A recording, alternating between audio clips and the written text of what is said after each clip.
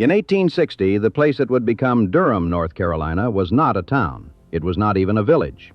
It was a railroad whistle stop, a wooden platform beside the North Carolina Railroad tracks, surrounded by pine forest and scrub farmland, named after a country doctor who had donated 4 acres of his land so the railroad would put a station there. Dr. Bartlett Snipes Durham never built a business on that land, never opened a store, never laid a single brick. He just gave the acres away. The railroad named the stop Durhamville in exchange, and for years the only reason anyone got off there was because someone nearby was sick and needed the doctor. That was Durham. 4 acres, a platform, and a name. No harbor, no river trade, no colonial charter, no mineral wealth in the ground. Nothing that any sane person in 1860 would have pointed at and said, "There, that's where a city will rise."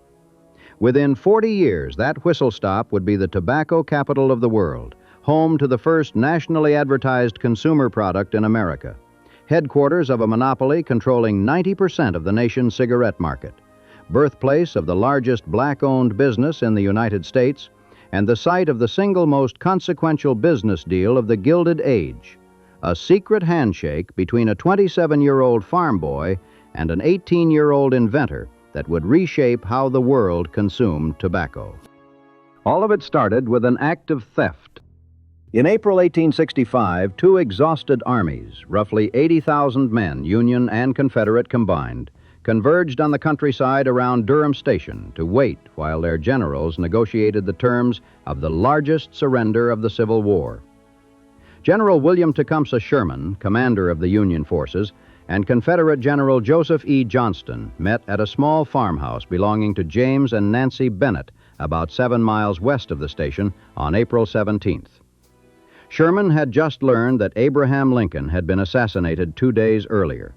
He swore the telegraph operator to secrecy and rode out to meet Johnston anyway. When Sherman broke the news, Johnston, a man who had spent 4 years fighting against the Union, reportedly said that Lincoln's death was the greatest calamity that could have befallen the South. But the generals' negotiations took days. They met on April 17th, again on April 18th, and then had to wait more than a week after Washington rejected Sherman's initial terms. Meanwhile, 80,000 soldiers had nothing to do. They were camped in the pine woods and rolling farmland around Durham Station, and they were bored, and they were anxious, and they wanted to smoke. Soldiers from both armies discovered a small tobacco factory near the railroad station belonging to a man named John Ruffin Green. They broke in. They helped themselves to everything they could carry. What they found inside was unlike any tobacco most of them had ever tasted. Until that moment, most Americans knew only dark, heavy-tasting tobaccos, variety suited for chewing and for cigars, strong enough to burn the back of the throat. As late as 1904, cigars would still account for 60% of all tobacco revenue in the country. Green manufactured something different, a product called Brightleaf, a variety of tobacco cured with a particular flue process developed in the Carolina Piedmont that produced a smoke lighter, milder, and sweeter than anything most of those soldiers had encountered. They smoked it, and they remembered it. On April 26, 1865, Johnston finally surrendered. 89,270 Confederate troops, the largest capitulation of the war, encompassing every remaining Confederate force in the Carolinas, Georgia, and Florida. The armies disbanded. The soldiers went home, to Ohio, to Massachusetts, to Georgia, to Pennsylvania, and within months, letters began arriving at Durham Station. They were addressed, sometimes vaguely, to the tobacco maker near the railroad. They asked for more. They enclosed money. The war's most significant act of looting had become, inadvertently, the most effective product launch in American history. John Ruffin Green, the factory owner, was no fool. He recognized what had fallen into his lap and scrambled to meet demand. He needed a brand.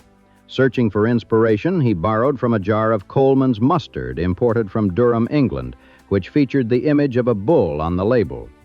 Green slapped the image of a full-bodied bull on his packages and called his product genuine Durham smoking tobacco. It was a name borrowed from a city an ocean away, applied to a product made in a place that barely qualified as a town. Green died in 1869, only 4 years after the war's end, before he could see what his accidental empire would become. His partner, William T. Blackwell, just 30 years old, bought the business from Green's estate. The next year, Julian Shakespeare Carr, a 26-year-old Confederate veteran from Chapel Hill, whose family had money from general merchandising, bought a 1/3 interest in the firm for what historians estimate was a modest sum. Together with James R. Day, they reorganized as W.T. Blackwell and Company. Their combined assets at the start totaled roughly $30,000. That number would grow by orders of magnitude within a decade. Blackwell did something else that year that was just as consequential as any tobacco sale.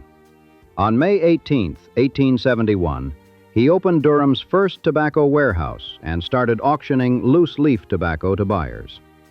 Until that moment, North Carolina farmers had to haul their crop across the state line to Virginia markets, where Richmond and Danville brokers set the prices and took a healthy cut.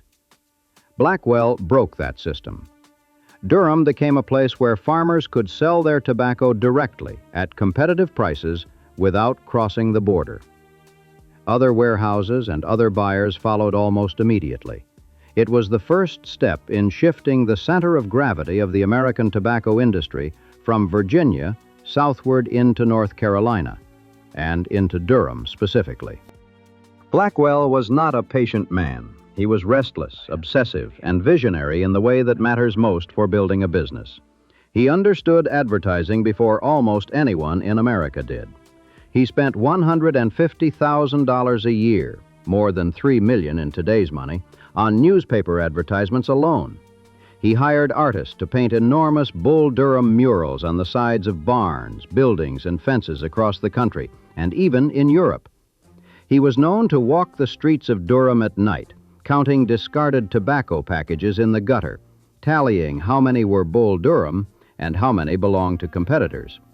If the ratio wasn't right, the next morning's staff meeting was apparently something no one wanted to attend. The success invited imitators. 2 Virginia manufacturers started selling tobacco with Durham on the label. 2 others in North Carolina used bull's head emblems. Blackwell fought them all in court. Trademark litigation that dragged on for years and established some of the earliest legal precedents for brand protection in America. The Durham Bull survived every challenge. By the time those suits were settled, the name Durham no longer referred primarily to a town in North Carolina. It referred to a tobacco. By 1884, W.T. Blackwell and Company was manufacturing more than 5 million pounds of tobacco annually and paying over $600,000 a year in federal excise taxes. Their factory on West Pettigrew Street, a 4-story Italianate brick building with a central courtyard, grew to 94,000 square feet, and the company billed it as the largest tobacco factory in the world. Bull Durham had become, by most accounts, the first nationally marketed consumer brand in the United States.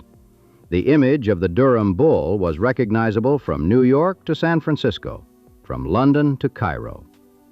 During World War I, Bull Durham tobacco would be included in soldiers' rations, the federal government temporarily taking over production in 1918 to ensure supply to the front lines. The brand would endure through multiple ownership changes until 1988. But the man who would matter most to Durham's story was not Blackwell. He was Washington Duke, a farmer who lived on 300 acres north of town and who had been conscripted into the Confederate Navy during the war. Duke came home in 1865 to find that soldiers had ransacked his farm, too. Almost all of his stored tobacco leaf was gone. He gathered what remained, processed it by hand with his children in a small log building on his property, and loaded it onto a broken-down wagon pulled, according to local legend, by 2 blind mules. He peddled the tobacco through eastern North Carolina, selling and bartering as he went. It sold. By 1873, Washington Duke and his sons, Brody, Benjamin, and the youngest, James Buchanan, whom everyone called Buck, were producing 125,000 pounds of smoking tobacco a year from their homestead. In April 1874, Washington Duke purchased 2 acres of land next to the railroad tracks in Durham and built a proper factory directly across from the train station. He built his home next door. In 1878, the Dukes invited a critical new partner, George Washington Watts of Baltimore, who brought both capital and business connections. The firm was renamed W. Duke, Sons and Company, and the operation began to grow in earnest. The shift into town was the beginning of everything. But the Dukes were a distant second to Blackwell. Bull Durham dominated the pipe tobacco market, and no amount of effort was closing the gap. It was Buck Duke, barely 25 years old, who saw the way out. If you can't beat the dominant player in one game, you change the game. In 1881, Buck Duke decided to stop competing with Blackwell in pipe tobacco and pivot to cigarettes, a product that was still a novelty in America, associated with European dandies and not yet taken seriously by the tobacco industry. His first move was audacious. He went to New York City and recruited roughly 125 skilled cigarette rollers, Jewish immigrants from Eastern Europe who had learned the craft in Europe and were at the time on strike against a New York manufacturer. He brought them to Durham, set them up in his factory, and started producing cigarettes by hand. By 1883, Duke's rollers were turning out 250,000 cigarettes a day. It was impressive. It was also nowhere near enough. Then came the machine. James Albert Bonsack was an 18-year-old from Roanoke County, Virginia, the son of a textile mill owner. In the late 1870s, the Allen and Ginter Company of Richmond had offered a $75,000 prize to anyone who could invent a practical cigarette rolling machine. Bonsack dropped out of Roanoke College to try. He borrowed startup capital from friends and $50 from his grandmother. Working in his father's mill, borrowing from the design of wool carding machines, and using the mill's water-driven shaft for power, he built a device that fed tobacco onto a continuous paper strip, formed it into a tapered roll through a spiral-grooved tube and belt, applied paste to seal it, and cut it into individual cigarettes with a rotary disc. He patented it on March 8, 1881, patent number 238,640. The machine could produce around 120,000 cigarettes in a 10-hour day. A skilled hand roller working at peak speed could manage about 3,000. Bonsack offered his machine first to the big established players, Allen and Ginter in Richmond, the very company that had offered the prize. They tested it, watched it break down repeatedly, and sent it back. The Kinney Company and Goodwin and Company in New York also declined.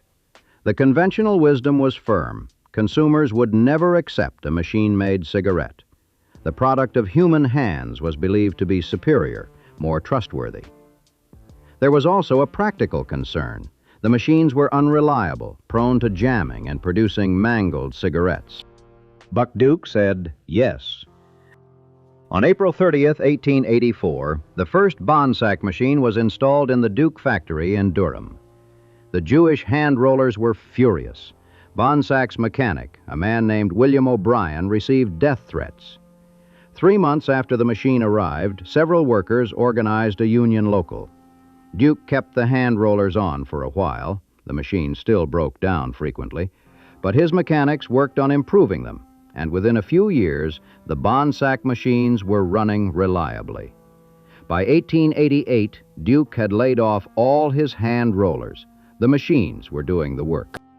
But the deal Duke struck with Bonsack was the real coup, and it was secret. In 1884, Duke negotiated a contract stipulating that the Bonsack Machine Company would lease its machines to W. Duke, Sons and Company at a rate 25% below what any competitor would pay, forever. That single clause gave Duke a permanent cost advantage. He could undercut every rival's price and still make a profit. In his first year of machine production, Duke produced 9.8 million cigarettes. By 1888, that number was 744 million. He spent the profits on advertising with an aggression that made Blackwell look timid. In 1889 alone, Duke poured $800,000, roughly $25 million in today's money, into print ads, billboards, and collectible cigarette cards featuring actresses, athletes, and flags of the world. He sent salesmen across the country and to Europe and Asia.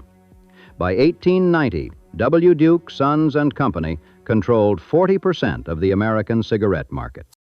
And then Buck Duke did what the era's great monopolists did. He consolidated.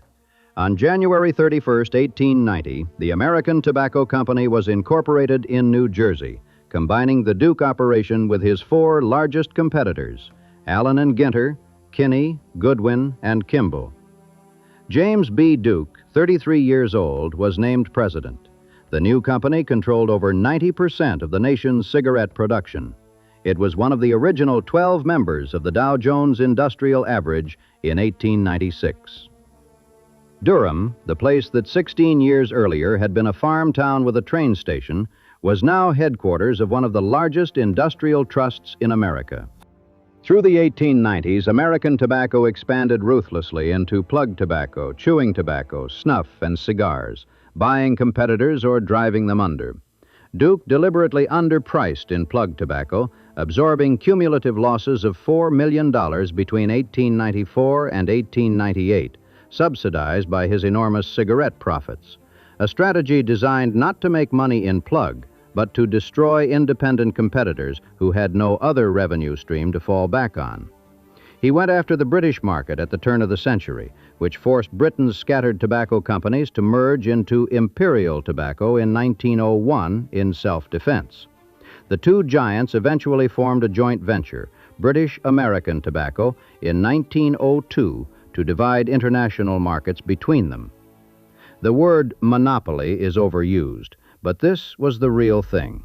Duke's aggressive tactics pushed prices paid to tobacco farmers so low that in Kentucky and Tennessee, desperate growers formed a vigilante group called the Night Riders, who burned tobacco warehouses and beat farmers who sold to Duke.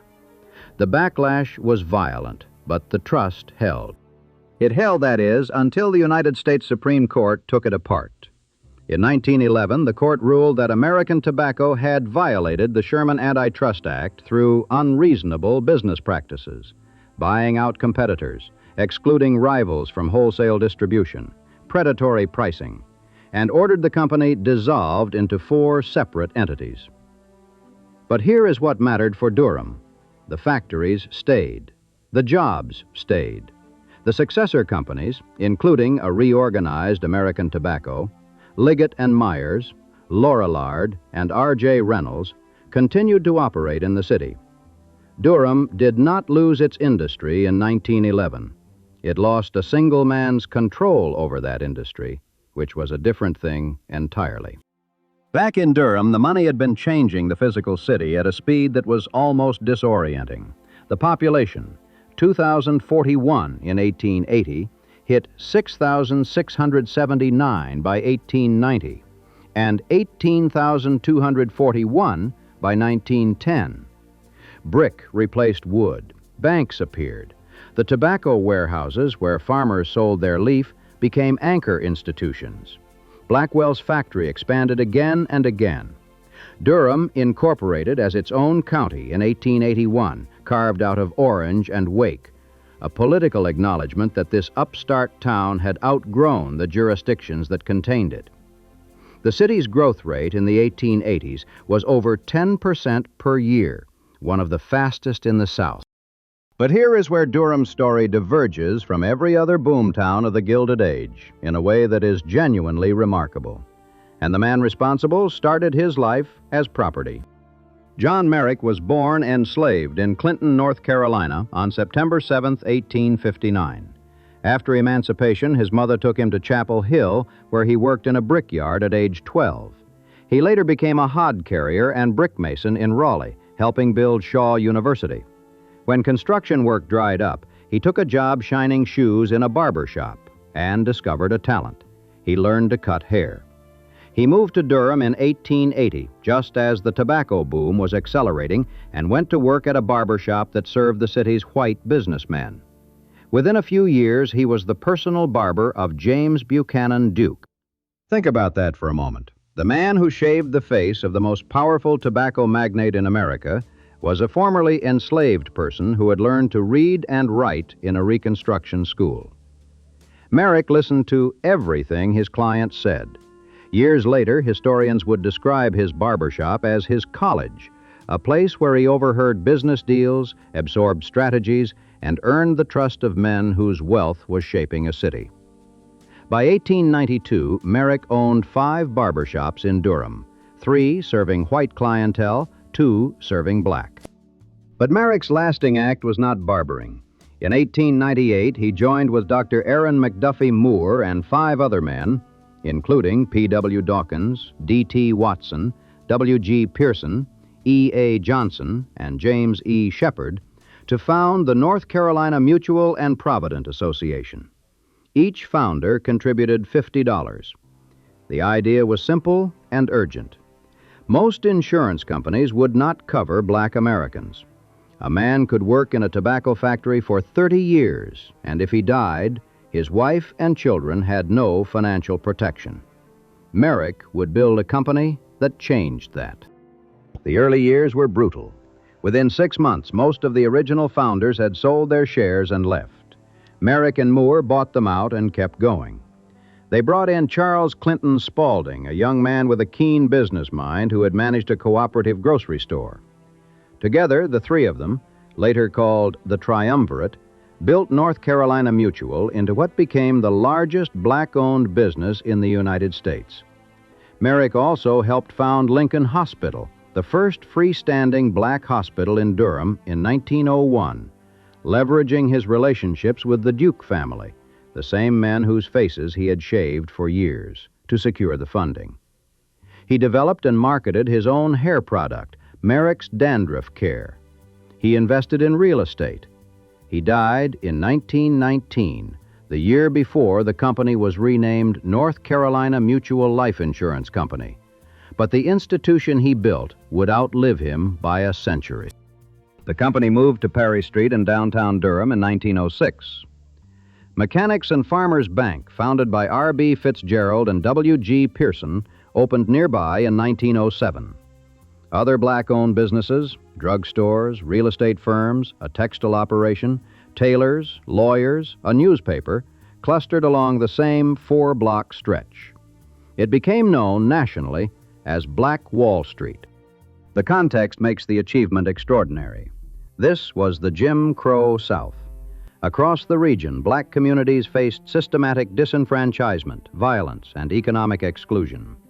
Tulsa's Greenwood district would be destroyed by a white mob in 1921. But Durham was, for a time, different. Not free of racism, not remotely equal, but characterized by what W.E.B. Du Bois, visiting in 1912, described as something he had not encountered elsewhere. Du Bois recorded an unparalleled level of black entrepreneurship and credited, in part, the attitude of Durham's white business class, writing that the city was precisely the opposite spirit of places like Atlanta. Booker T. Washington visited in 1910 and cited the ambition and thrift of Durham's black residents as vindication of his philosophy of economic self-reliance. By 1920, black-owned businesses and property in Durham totaled more than $4 million, roughly $51 million today. African Americans in Durham had the highest per capita income and the highest rate of home ownership of any black community in the country. North Carolina Mutual financed approximately 90% of black-owned homes in Durham.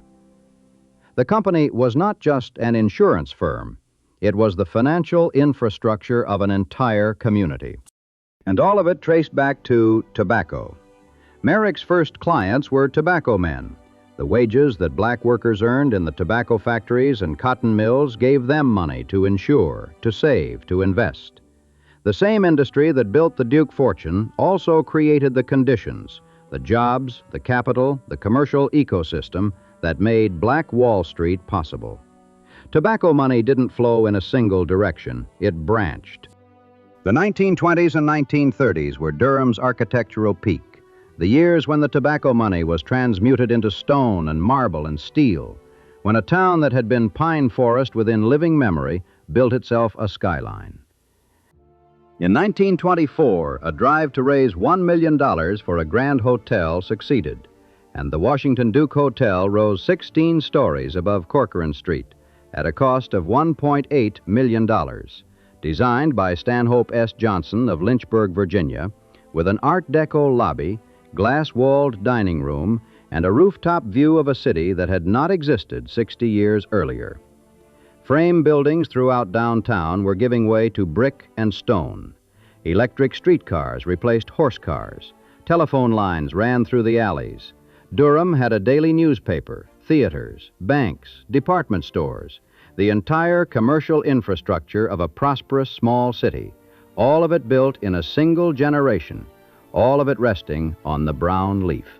That same year, on December 11th, 1924, James B. Duke signed the indenture creating the Duke Endowment, a $40 million gift, the largest share of which was designated for the transformation of Trinity College, the small Methodist school that the Duke family had helped relocate to Durham in 1892, into a major research university. Trinity's Board of Trustees voted on December 29th to change its name to Duke University in honor of Washington Duke. Within 5 years, a Gothic revival campus of extraordinary beauty and ambition was rising on the west side of town. James B. Duke, who had built a monopoly, seen it broken by the Supreme Court in 1911, pivoted into hydroelectric power and amassed one of the great American fortunes, died in October 1925, less than a year after signing the endowment. He left an additional $67 million to the trust in his will. Even during the Depression, Durham held up better than most American cities. American Tobacco's Durham operations employed 3,500 people in 1931, producing 1.75 million cigarettes and 1.5 million pounds of smoking tobacco every month. In 1930, the company built a new power plant and erected the Lucky Strike smokestack and water tower that would become the most recognizable silhouette on Durham's skyline, a tall, pale column rising above the brick factory complex, visible from nearly everywhere downtown, the letters L-U-C-K-Y-S-T-R-I-K-E running down its face. At night, the Washington Duke Hotel was the center of gravity for the entire city. Visiting salesmen, tobacco buyers, Duke professors, politicians, cotton brokers, all passing through its lobby, a room that would have been unimaginable to anyone standing at Dr. Durham's railroad platform 70 years earlier. In 1935, construction began on the Hill Building at the corner of Main and Corcoran Streets, directly in the heart of downtown. It was designed by the local architect George Watts Carr, with consulting work from Shreve, Lamb, and Harmon, the New York firm that had designed the Empire State Building. The 17-story Art Deco tower, faced in limestone and finished with marble and aluminum detailing, was built for John Sprunt Hill as headquarters for the Home Savings and Trust Company. It was, and remains, a building that belongs on the skyline of a city 10 times Durham's size. It was completed in 1937 and provided employment to workers and suppliers throughout the Depression, a deliberate act of economic defiance by Hill, who could have waited for better times and chose not to. Durham in the late 1930s was a city of contradictions held in tension, a workforce largely dependent on a single industry, a black community of remarkable prosperity existing within a system of legal segregation, a downtown of genuine architectural distinction surrounded by textile villages and tobacco farms, a private university funded by monopoly profits offering some of the most advanced education in the South. Durham had even sprouted a significant textile industry from its tobacco roots.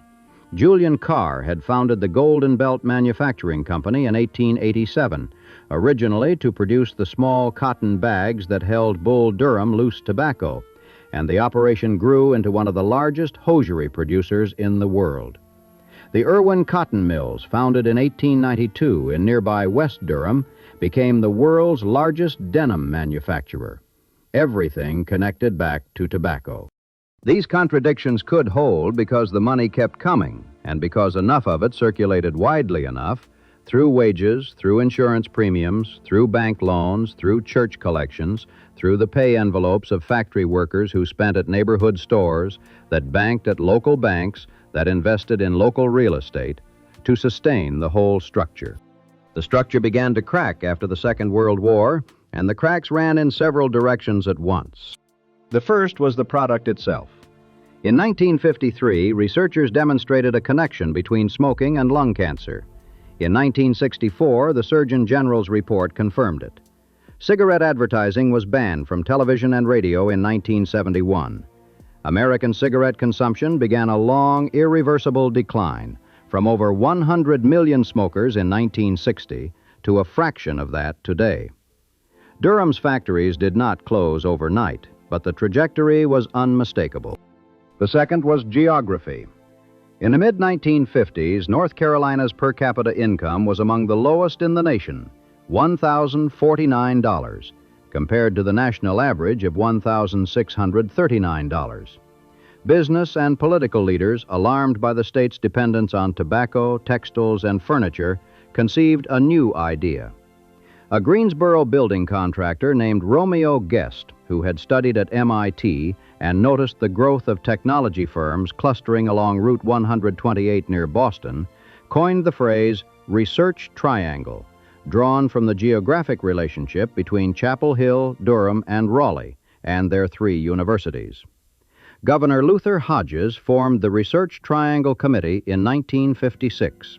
By 1959, Research Triangle Park was officially launched. 7,000 acres of pine forest in southern Durham County intended to attract research and technology companies. RTP would eventually become one of the most successful research parks in the world. IBM arrived in 1965. By the 21st century, the park would host tens of thousands of employees. But the park was built at a deliberate distance from downtown Durham, connected to the city core by a new freeway, rather than integrated into the existing urban fabric. The jobs it created were not, for the most part, the jobs that Durham's existing workforce held. The knowledge economy was arriving, but it was arriving in the pine forest, not on Main Street. The third crack was the most destructive and the most deliberate. In 1958, the state authorized the construction of North Carolina Highway 147, the Durham Freeway, to connect Research Triangle Park to downtown. The route was drawn directly through Hayti, the heart of Durham's black community, the neighborhood where John Merrick had built his home, the neighborhood where NC Mutual had financed 90% of the houses, the neighborhood that W.E.B. Du Bois had held up as a national model. Land clearance began in the late 1960s. More than 700 buildings were demolished. 4,000 families were displaced. 500 businesses were destroyed. Many residents were promised government-subsidized relocation. Those promises largely went unfulfilled. The freeway, a 6-lane trench cut through the middle of a living community, opened in stages through the 1970s. What had taken 3 generations to build was bulldozed in less than a decade. And it was not only Hayti. Downtown Durham underwent a broader urban renewal program that demolished dozens of historic buildings. The Hotel Malvern, Durham's grand hotel for 50 years before the Washington Duke was built, was torn down in 1966. The Spanish Revival Railroad Station was razed. The Washington Duke Hotel itself, the 16-story monument that had cost $1.8 million in 1925, was demolished in 1975. George Watts Hill, the building's owner, reportedly could not even give it away. It was costing a fortune just to let it sit empty. By the late 1970s, downtown Durham was a landscape of parking lots and absences. The tobacco factories were closing. Cigarette manufacturing at the American Tobacco Complex ended in 1987, after more than a century of continuous operation. The old Blackwell factory on Pettigrew Street fell quiet. The Lucky Strike smokestack still stood, but it presided over emptiness. Durham had built itself on a single product, and that product was killing people, and the world had finally noticed. The decades that followed were not a clean story of recovery. They were messy, partial, and contested. In the 1980s, Preservation Durham began advocating for the city's remaining historic buildings. Brightleaf Square, a shopping center built inside two repurposed tobacco warehouses, opened as an early experiment in adaptive reuse. The Carolina Theater was restored. The Durham Bulls minor league baseball team, made famous by the 1988 film, became a source of local identity at a time when the city badly needed one. A new ballpark, Durham Bulls Athletic Park, opened in 1996, deliberately sited adjacent to the shuttered American Tobacco Complex. In 1999, Capitol Broadcasting Company, a family-owned North Carolina media firm, purchased the American Tobacco campus and began a $200 million redevelopment that would eventually transform 16 acres and more than 1 million square feet of warehouse and factory space into offices, restaurants, shops, and an outdoor amphitheater. GlaxoSmithKline moved into the campus in 2004 as the first tenant. The redevelopment became a nationally recognized model for adaptive reuse and helped catalyze a broader downtown revival. In 2008, the Durham Performing Arts Center opened next to the campus, becoming one of the top-grossing performance venues in the country. In 2015, the Hill Building, Shreve, Lamb, and Harmon's Art Deco Tower, which had sat largely vacant for 8 years, reopened as 21C Museum Hotel after a $48 million renovation, its original green marble walls and terrazzo floors preserved alongside contemporary art galleries. Google and Apple eventually took office space on the American Tobacco campus. The Lucky Strike smokestack still rises above the old brick complex, the tallest thing for blocks in every direction, the same letters still running down its face. It is, as far as anyone can verify, the only smokestack in America that has become a destination. But the freeway that cut through Hayti still carries traffic. The community it destroyed has not been rebuilt. In 2025, the city of Durham was studying 3 options for the future of Highway 147: converting it to a boulevard, capping it with land bridges, or simply upgrading its infrastructure. The question of what to do with the road that erased a neighborhood is still, 6 decades later, unresolved. There is a 10-foot bronze bull statue in the main square of downtown Durham today. Children climb on it. Tourists take photographs. It is a monument to a brand of tobacco named after a jar of English mustard by a man who died before he could see what he'd started. A brand that made a city, attracted a fortune, built a university, fueled a black economic miracle, and then, in the form of the industry it sustained, contributed to the lung disease of millions and the demolition of the very community it had helped create. Durham's population in 2020 was 324,833. More than half its residents were born somewhere else. The city is a center for biotechnology, pharmaceuticals, and medical research. The City of Medicine, a nickname that contains its own quiet irony for a place built on tobacco. Duke University's endowment exceeds $12 billion, compounding interest on a fortune drawn from a monopoly that the Supreme Court broke apart in 1911.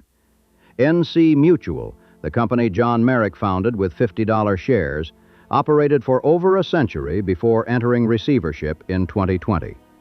Mechanics and Farmers Bank, founded on Parrish Street in 1907, is still open. It is the oldest black-owned bank in North Carolina. On Parrish Street itself, the 4 blocks that were once Black Wall Street, there are, as of the mid-2020s, 3 black-owned businesses. The Lucky Strike smokestack holds up the sky above the old factory campus, pale against the Carolina blue, the same way it did in 1930, when 3,500 workers filed through the gates below it every morning. The letters haven't changed. The smoke stopped decades ago. The building beneath it is full of people writing code, designing software, eating lunch at restaurants that serve things no tobacco worker in 1930 would have recognized. A city built on a stolen crate of tobacco, named after a man who gave away 4 acres of land. The smokestack stands.